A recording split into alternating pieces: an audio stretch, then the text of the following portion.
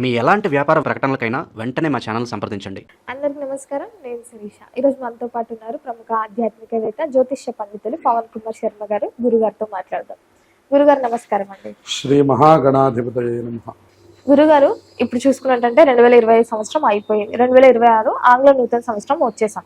So ప్రతి ఒక్కరికి ఉండేది మా రాశి పట్ల ఎలా ఉంటుంది, ఎలాంటి జాగ్రత్తలు తీసుకోవాలి. సో ముఖ్యంగా చూసుకుంటే సింహరాశి వారికి ఎలా ఉంటుందంటారు, ఎలాంటి జాగ్రత్తలు తీసుకోవచ్చు అంటారండి? సింహరాశి వారికి ఈ సంవత్సరం అనుకూలం అనేటటువంటిది పూర్తిగా తక్కువగా ఉంది అనేటటువంటి మాట చెప్పాలి. ఎందుకంటే జన్మస్థ కేతు సంచారం, అలాగే రాహు సంచారం అనుకూలంగా లేదు. 7వ స్థానంలో అష్టమ శని ప్రభావం బాగా ఉన్నది. ఇటు చూస్తే ఇటు గురుబలం కూడా పూర్తిగా తక్కువగా ఉంది. ఇటు గురుబలం తక్కువగా ఉంది. వెరసి మనం గమనిస్తే ఏ గ్రహము దీర్ఘ సంచార గ్రహాల్లో సింహరాశి వారికి అనుకూలంగా లేదు. దానివలన నిరంతరమైనటువంటి చికాకులు, ఏదో ఒక మానసిక ఒత్తిడి, సంఘర్షణ, భావోద్వేగాలు, మనం కొద్దిగా ప్రదర్శించవలసిన చోట ఎక్కువగా ప్రదర్శించవలసి రావడం, దాని ద్వారా కొన్ని చిక్కులు తెచ్చుకోవడం, ఒక్కొక్కసారి మాట తూలడం, ఒక్కొక్కసారి మాట అనిపించుకోవడం, అది మనల్ని మానసికంగా బాధ పెడుతూ ఉండడం, మనం అనుకూలమైనటువంటి పనిని రివర్స్గా అంటే వ్యతిరేకంలో పూర్తవుతూ ఉండడం, మనం అనుకున్న పని ఒకటి, అక్కడ జరుగుతున్నది ఒకటి అనేటటువంటి ఇబ్బందుల్ని ఎదుర్కోవడం, ఆరోగ్య పరిస్థితులు కూడా అంతంత మాత్రంగా ఉండడం, ఆర్థిక పరిస్థితి అంతంత మాత్రంగా ఉండడం, ఈ రకమైనటువంటి స్థితి బాగా ఈ సింహరాశి వారికి కనపడుతుందని చెప్పాలి. మొత్తం 12 రాశుల్లో మనం గమనిస్తే సింహరాశి వారు ఈ సంవత్సరం మరింత జాగ్రత్తలు తీసుకోవాలి. అన్ని రంగాల వారికి కూడా బలం తక్కువగా ఉంది. ఎవరికి జాతకంలో గ్రహములు బలంగా ఉన్నాయో వాళ్ళు సస్టైన్ అవ్వగలుగుతారు. కానీ ఎవరికైనా కొద్దిగా జాతక బలం కనుక తగ్గినట్లయితే మాత్రం ఇది మరింత కష్టకాలం అని చెప్పవచ్చు. ఆర్థిక పరంగా, ఆరోగ్యపరంగా, సమాజపరంగా, మరి అన్నిట్లోనూ కూడా కొద్దిగా ఇబ్బందుల్ని చవి చూసేటటువంటి కాలం అని చెప్పవచ్చు.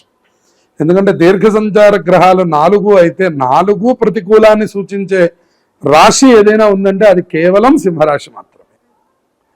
మరి కాబట్టి వీళ్ళు అన్ని రంగాల వాళ్ళు తగినటువంటి జాగ్రత్తలు తప్పకుండా తీసుకోవాలి.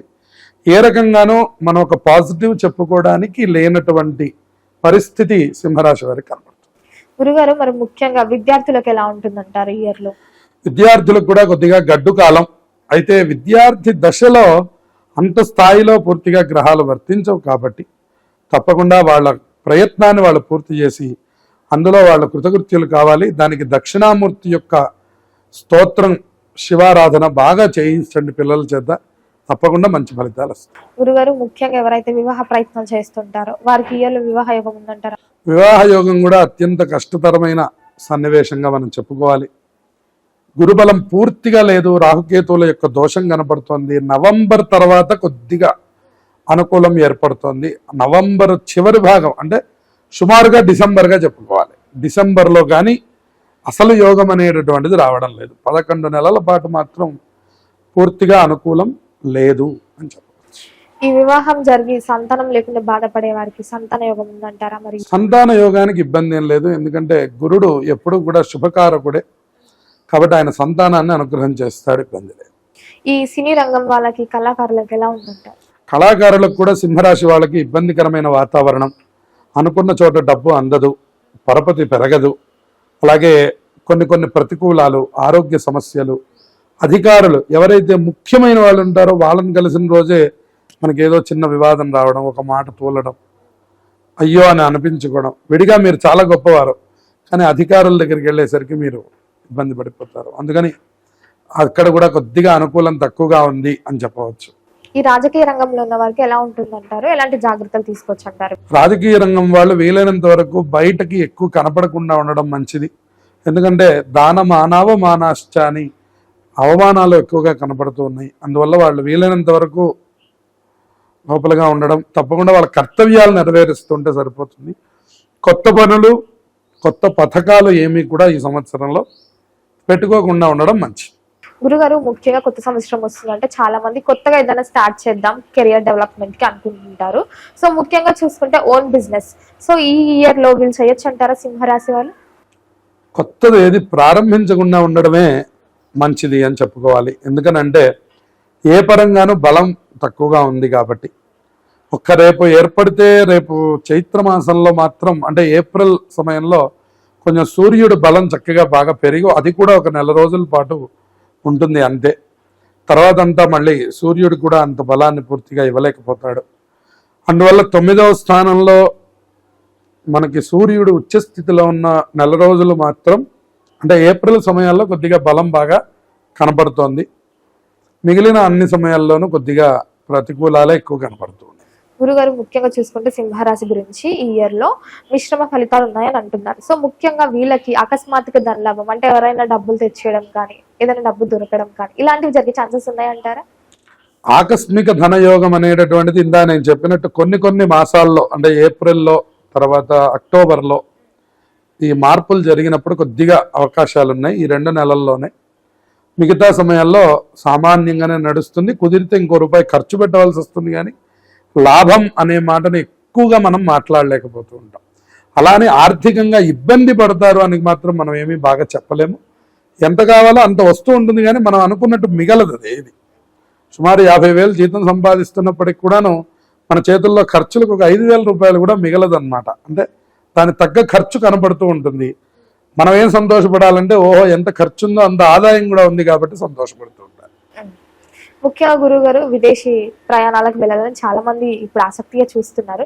సో విదేశీ యోగం ఉందంటారా మరి? విదేశీ యోగం ఆఫ్టర్ నవంబర్ వీళ్ళకి అనుకూలమయ్యేటటువంటి పరిస్థితి కనపడుతున్నది. అప్పటి వరకు కొద్దిగా ఇబ్బందికరమైన పరిస్థితి. గురుగారు ముఖ్యంగా సొంతింటి కల ప్రతి ఒక్కరికి ఉండేది గృహయోగం, వాహన యోగం ఉందంటారా మరి ఈ రాశి వారికి? కొత్తగా కొనుగోలు చేయడం కష్టము, రెండవది వద్దు అని కూడా మేము సూచిస్తున్నాము. కొద్దిగా కొంతకాలం ఆగి ఏదైనా ప్రయత్నాలు చేయడం మంచిది. ఎందుకంటే అష్టమ శని ప్రభావం పూర్తిగా ఇబ్బందికరాన్ని సూచిస్తున్నది. తెచ్చిన పెట్టుబడి పెట్టినటువంటి వాటి మీద నుంచి కూడా లాభం ఎక్కువ పొందలేకపోతాం కాబట్టి ఈ సమయంలో నూతన గృహ వాహన ప్రయత్నాలే వీలైనంత వరకు మానడం మంచిది అనేటటువంటిది చెప్పదగ్గ సూచన. గురుగారు ముఖ్యంగా ఈ 2025 సంవత్సరంలో ఎవరైతే ఈ పోలీస్ కేసులు అని చెప్పి ఇంట్లో తగాదాలని చెప్పి చాలా సమస్యలు ఎదుర్కొని ఉంటారు. సో ఇప్పుడు 2026లో చూసుకుంటే ఈ సింహరాశి వారికి ఇలాంటి ఫలితాలే ఉంటాయంటారా? దీని నుంచి కొంచెం ఉపశమనం కలిగేలాగా ఉంటుందా? వీళ్ళకి తగాదాలు వివాదాల గురించి ఏమీ మనకి కనిపించడం లేదు, కానీ వీలైనంత వరకు అంటే ఇతరుల్ని నమ్మి డబ్బు ఇవ్వడం కానీ, ఉదాహరణకి అప్పులు ఇవ్వడం కానీ, అప్పులు ఇచ్చిన వాళ్ళ మధ్యలో మధ్యవర్తిగా ఉండడం కానీ లాంటివి ఏదైనా చేస్తే మాత్రం చాలా ఇబ్బందులకు గురవుతారు. అది మాత్రం బాగా చూసుకొని దాన్ని బట్టి మీరు తగిన అడుగులు వేయవలసి వస్తుంది అని చెప్పవచ్చు. సో ముఖ్యంగా గురుగారు రైతులకు ఎలా ఉంటుందంటారు మరి ఈ సంవత్సరం? రైతులకు కూడా పెద్ద లాభాలు ఏమీ కనబడడం లేదు. వాళ్ళ కష్టం ఎంత ఉందో అంతే ఫలితాన్ని మాత్రమే పొందగలుగుతారు. లాభం పొందుతారని చెప్పడానికి వీల్లేదు. గురుగారు మొత్తం మీద సింహరాశి వారికి మిశ్రమ ఫలితాలు ఉన్నాయి కాబట్టి ఈ సంవత్సరంలో వీరు ఎలాంటి పరిహారాలు చేయొచ్చు అంటారు? ఏ దైవాన్ని పూజించమంటారండి? వీరు ఖచ్చితంగా సప్త శనివారం వ్రతం, వెంకటేశ్వర స్వామి వారిని నిరంతరంగా పూజిస్తూ ఉండడం. కుదిరితే వీళ్ళు శనిసింగనాపూరు, మందపల్లి, అలాగే తిరునల్లారు ఏదైనా ఒక శని క్షేత్రానికి ఈ సంవత్సరం మొత్తంలో కనీసం 2 సార్లు 3 సార్లు అన్నా దర్శనం చేస్తే మంచిది. మరి దగ్గరలో ఉన్నటువంటి ప్రతి శనివారం కూడా ఆంజనేయ స్వామి నవగ్రహాలని దర్శనం చేసుకోండి. శుభ ఫలితాలు కలుగుతాయి. గురుగారు మొత్తం మీద 2026లో సింహరాశి వారికి ఎలా ఉండబోతుంది, ఎలాంటి జాగ్రత్తలు తీసుకోవాలో తెలియజేసినందుకు ధన్యవాదాలండి. శుభమస్తు.